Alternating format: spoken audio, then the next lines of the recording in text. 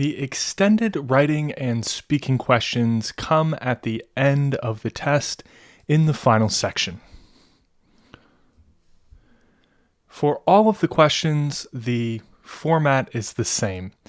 You will be given a prompt that you have to respond to for a certain amount of time. The first type that we'll look at is interactive writing.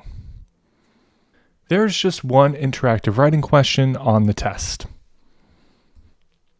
And it consists of two parts.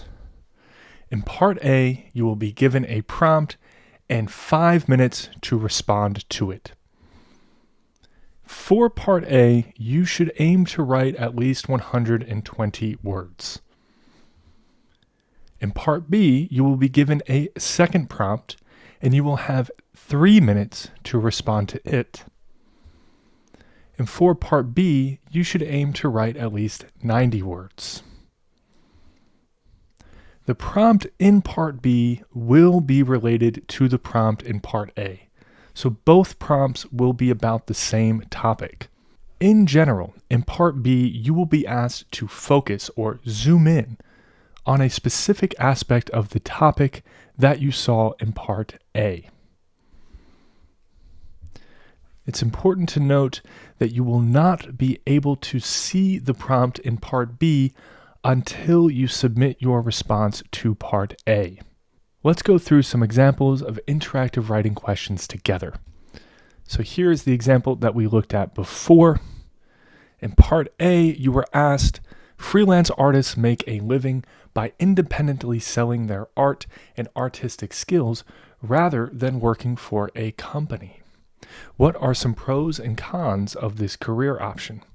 Include specific reasons in your answer. Then, part B, you were asked, how might being a freelance artist affect one's exposure and recognition in the art community? Explain how this could be a pro or con of this career choice.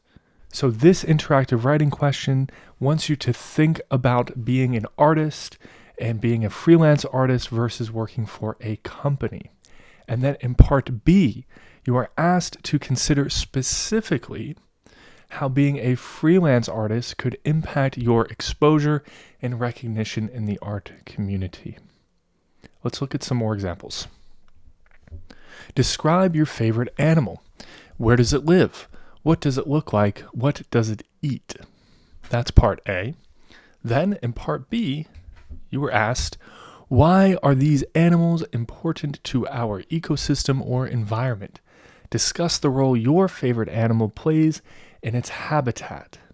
So you're still talking about your favorite animal, but you're being asked to focus on the role or the impact of your favorite animal in its ecosystem, environment, habitat. Here's another example. Recycling is important to many people and has become a part of our daily lives. In your opinion, what are some of the benefits and challenges of recycling? Use specific examples to support your view. And then part B asks, describe a situation in which recycling might be particularly difficult. How could these challenges be mitigated or overcome? So part B here is asking you to really go in depth on a challenging situation when it comes to recycling. So a situation where it is especially difficult to recycle.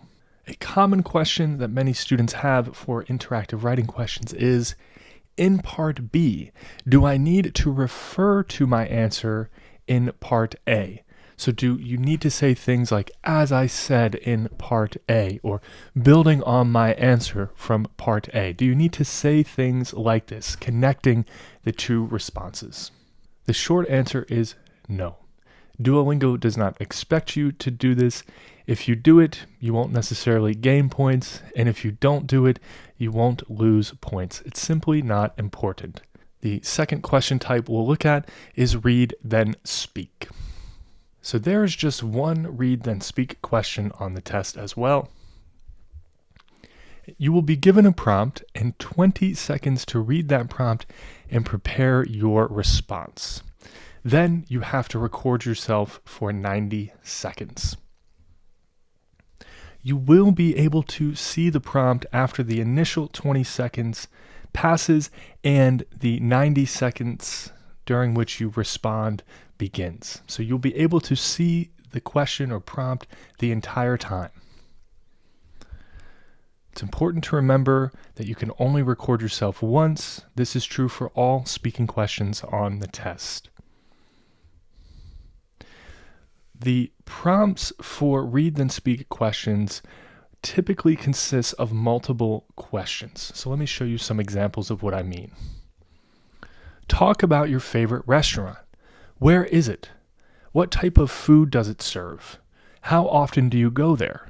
Why is it your favorite? These questions make read then speak questions easier, not harder. The reason is that all you have to do for these questions is answer each of the sub-questions you are given. So you don't really have to think about how to structure your response and your sub-points. All you have to do is answer the questions that you are provided. So in this example, I can just go through question by question. I can talk about where my favorite restaurant is, what kind of food it serves, how often I go there, and why it's my favorite, and I will have a full response with diverse vocabulary. It doesn't take a lot of thinking and planning to have a strong response to this question because of those guiding questions that you are given. Here's another example. Discuss a school subject that you think should be required for all high school students. What is this subject? Why do you think it should be required for high school students? Another example. Describe a time you worked with other people on something. What did you collaborate on? Who did you collaborate with? Do you enjoy collaborating with others? Why or why not? However, not every prompt that you get for Read Then Speak will contain those guiding questions. Some of them will look like this, which is just one statement. Describe some changes you would like to make in the world and what steps you would take to bring these changes about. So again, there's no guiding questions here. However, note that you still have some guiding information. So you're being asked to describe some changes you would like to make in the world, and then what steps you would take to bring these changes about. So you still have useful information in the prompt that can help you to organize your response.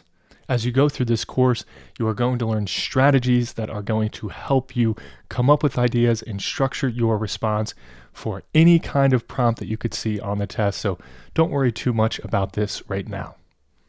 The third question type is listen, then speak. And there are 2 listen, then speak questions on the test. You have to listen to the prompt. So this is the key thing with the listen, then speak question. You will not be able to read the prompt. You have to listen to it and remember it as you are responding. So you will have 20 seconds to listen to the prompt and prepare your response. That's the same amount of time that you were given for Read Then Speak. You can listen to the prompt up to 3 times during that initial 20 seconds. However, some of the prompts are so long that it's only possible to listen to it twice completely in the initial 20 seconds. So while you are listening to the prompt, it's really important that you pay attention and make sure that you understand it fully and that you are remembering it so that you can make sure that your response stays on topic. After the initial 20 seconds, then you will record yourself for 90 seconds, which is the same as Read Then Speak. It's important to note that you will not be able to listen to the prompt as you are recording yourself. So like I said, you really have to make sure that you understand the prompt, you listen to it very carefully in the initial 20 seconds, because you will not be able to listen to it again once you start speaking. Here are some examples. At which age do you think children should be allowed to use social media? Why? Describe a time-consuming process you went through. Discuss some tips for a successful negotiation. Generally speaking, the prompts for listen then speak will be shorter than the prompts for read then speak. However, some read then speak prompts are shorter than listen then speak prompts, so this isn't an absolute rule. The fourth question type is the speaking sample. There's just one speaking sample on the test. You will be given a written prompt and 30 seconds to read it and prepare your response. After that initial 30 seconds, you will then have 3 minutes to speak your response. You will be able to see the prompt as you are speaking. And it's important to know that the speaking sample is graded. When the DET was first created, the speaking and writing samples were not graded, so there's a lot of outdated information out there. However, for several years now, both the speaking sample and the writing sample are graded. In addition, a recording of your response, including your video, will be sent with your score certificate. This is so that institutions like universities can evaluate your English level for themselves. So you don't have to approach the speaking sample any differently as you would the other writing and speaking questions. The only thing that you may want to do is to make sure that you're wearing some nice clothing so that you look presentable in your recording. But that's all. Here are some examples of speaking samples. Information comes from many sources, including the people around us, the media, and even our own thoughts. How do you decide which information is most important to focus on? Describe a time when you filtered out some sources of information to give other sources your full attention. Include details and examples in your answer. Imagine that your supervisor has offered you a choice between two positions. One consists of tasks that you do really well, while the other would be more challenging and involve learning new skills. Which do you prefer? Why? Give specific reasons for your answer. Finally, why do friendships end? Explain some reasons why people stop being friends. So you can see, in general, the speaking sample prompts are quite long. However, they can also be very short like this. And finally, we have the writing sample. There's also just one writing sample on the test. You will be given a written prompt and 30 seconds to read it and prepare your response, which is the same as you get for the speaking sample. Then you will have 5 minutes to write your response. While you are writing, you will be able to see the prompt. Like with the speaking sample, your response will be graded. And it will be sent with your score certificate to institutions like universities. Again, so that the institution can evaluate your English level for themselves. For the writing sample, you should aim to write at least 120 words. Let's look at some examples. Describe behaviors that are important for success in school. Why are these behaviors important? How would some of these behaviors help you? Use examples from personal experience and observations to explain your perspective. Work-life balance is a challenge for many individuals. Discuss the importance of achieving work-life balance and share strategies that you or others have used to maintain it. Some people prefer living in the city, while others prefer the countryside.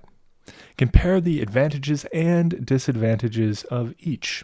Which do you prefer and why? So here are tips for extended writing and speaking. First, it's important to know that writing and speaking questions are not adaptive. So the specific prompts that you get on the test will be random. The same topics and prompt types are used in each kind of writing and speaking question. So this means that as you are practicing one kind of writing or speaking question, you are going to be improving at all of the others at the same time. So this makes it easier to get ready for the test. Like I said before, as you go through the course, you are going to learn strategies that are going to help you with the different topics and prompt types so that regardless of which question you have, you will know how to respond to whatever prompt you are given. During speaking questions, it's important that you stay focused on the camera. So naturally, when we are thinking, we will look around like this. However, if you do that while taking the test, there's a chance that your score will not be certified and that you will have to retake the test. So as you are practicing, it's important that you train yourself to look into the camera. This is unnatural at first. However, it is a skill that you can learn. It's a skill that I've had to learn in order to create lessons like this. Next, don't look down at the keyboard for too long. So this is another way that people look away from the camera, which results in their test not being certified, is that they will look down at the keyboard as they're typing for too long. So it's important that you get into the habit of glancing up at the camera every 3 seconds or so. You should also not drop your head all the way down like this so that it's hard to see my face. Keep your face pointed up at the camera, and you can look down like this. That way it's easier to just bring your eyes up like that. You don't have to turn your whole head. Tip number 5 is save time to proofread your responses. So even fluent English speakers will make mistakes as we type. You simply have to proofread in order to make sure that you didn't make mistakes. This is why it's important on the DET that for writing questions, you save time to proofread your responses. Because if you forget to type a word or you mistype a word or anything like that, you are going to lose points, even though the mistake would be easy for you to spot and correct. So that's why it's important to save time to proofread your response. That way you can fix those obvious mistakes and avoid losing a bunch of points. I know that it is difficult to do this because the questions on the DET are so fast. However, saving time to proofread your response is probably the easiest thing that you can do to improve your score. So if you find that you can't write enough within the, say, 5 minutes for the writing sample, then I would encourage you to improve your typing speed as well as practice answering questions so that you can quickly come up with ideas. But for most students, saving time to proofread their responses is the easiest thing that they can do to raise their score on the test. And finally, use all of the time you are given for every question. So on the Duolingo English Test, you do not get points for going faster. So there's no reason to not use all of the time that you are given for every question. So for speaking questions, you need to practice speaking for the full 3 minutes for the speaking sample or 90 seconds for the read then speak or listen then speak questions, because this will ensure that you have a full response with diverse vocabulary. And for the writing questions, it also means that you will have a full response, and you should be using all of the time that you have to proofread your response and make sure that you don't have any easy to fix mistakes. So this is a very important habit to get into as you are practicing. Use all of the time that you have available to you, even on practice questions.